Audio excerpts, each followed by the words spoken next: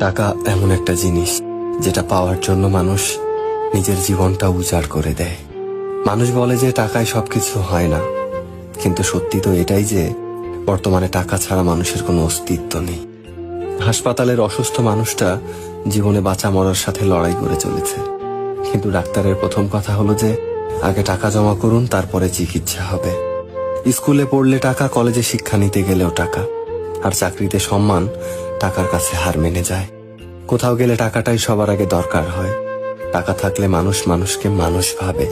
টাকা ছাড়া মানুষটা যতই সৎ সহজ ভালো মানুষ হোক না কেন, সমাজ সে মানুষটাকে অবহেলা করতে শুরু করে।